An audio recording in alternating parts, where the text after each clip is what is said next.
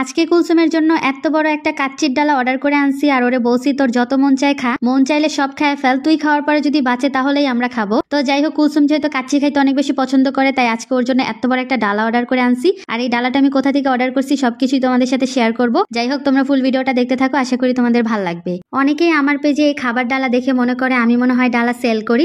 আমি কিন্তু কোনো ডালা ডোলা সেল করি না। আজকের এই খাবারটা কিন্তু আমি তন্নিস কিচেন থেকে অর্ডার করছি। আগে কিন্তু এরকম ডালা শুধু বিয়ে বাড়িতেই দেখা যেত, নতুন জামাই বউকে খাইতে দিত, বিশেষ করে বরপক্ষকে খাওয়াতে দেখা যেত। কিন্তু এখন কোনো কারণ ছাড়াই কিন্তু ঘরে বসে তোমরা এই মজার ডালা অর্ডার করে খেতে পারো তন্নিস কিচেন থেকে। আজকে আমি 8 জনের কাচ্চির ডালা অর্ডার করছি, যেখানে ছিল 2টা আস্ত রোস্ট, 16 পিস খাসির মাংস, 8টা কাবাব, 16 পিস ডিম, 8টা আলু। আর এখানে 8 জনের কাচ্চি ছিল, যেটা আমরা অনায়াসে 10 জন খাইছি। কোয়ান্টিটি অনেক বেশি ছিল। আর যদি খাবারের কথা বলি তাহলে রাইসটা অনেক বেশি ঝরঝরা ছিল। আর আমার বিশেষ করে এই কাবাবটা এত বেশি ভালো লাগছে, মানে অনেক মজা। তো আমি যদি তন্নিস কিচেন আপুর কাছে জানতে পারতাম আপু এই কাবাবটা কিভাবে বানাই, সিরিয়াসলি আমি এটা শিখে প্রতিদিন বানাই খাইতাম। গাইস, এটা এত বেশি মজা, তোমরা যদি একবার খাও জাস্ট ফ্যান হয়ে যাবা। তারপর কুলসুমকে বললাম তুই এখন খা, তোর খাওয়া শুরু করে দে, তোর খাওয়ার পরে যদি কিছু বাঁচে তাহলেই আমরা খাবো, না হলে তোর সাথে যদি আমরা খাওয়া শুরু করে দেই পরে যদি তোর খাবার শর্ট পড়ে যায় তখন আবার কোথা থেকে এনে দিব। পরে বলতেছে হ আপু ঠিক আছে, আমি আগে টেস্ট করি দেখি কেমন হয়েছে খাবারটা। তারপর ও খাইতেছে আর বলতেছে অনেক মজা হয়েছে, তো রোস্টটা অনেক বেশি মজা হয়েছে। তো রোস্টটা আসলে অনেক বেশি মজা হয়েছে। আর রাইসগুলো এত বেশি ঝরঝরা ছিল। নর্মালি কিন্তু রেস্টুরেন্টের কাচ্চিগুলো একটু নরম বেশি থাকে আর মশলাযুক্ত থাকে, বাট এটা কিন্তু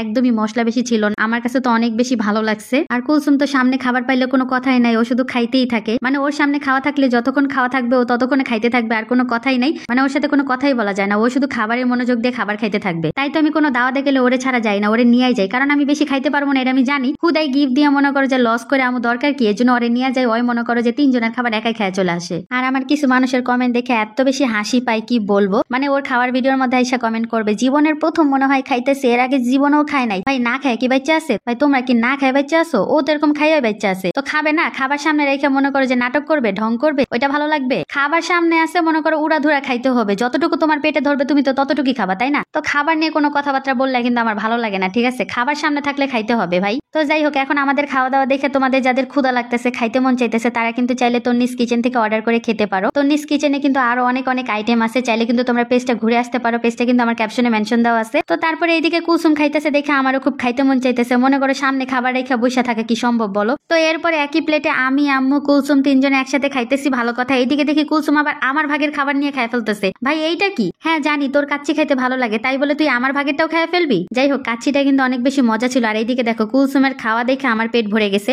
আমি কিন্তু আবারও তোমাদের বলে রাখলাম এই কাচ্চির ডালা কিন্তু আমি সেল করি না, আমাকে কেউ নক করবা না। তোমরা যদি এই ডালা অর্ডার করতে চাও তাহলে তোমরা চলে যাবে তন্নিস কিচেনে। আর এইদিকে দেখো বকবক করতে করতে কুলসুম আমাদের সবার খাবার নিয়ে খায় ফেলছে, এটা কোনো কথা? এখন আবার একদল লোক এসে বলবে এই পিচ্চি এত খাবার কেমনে খায়? ভাই কেমনে আবার খায়? মুখ দিয়া খায়।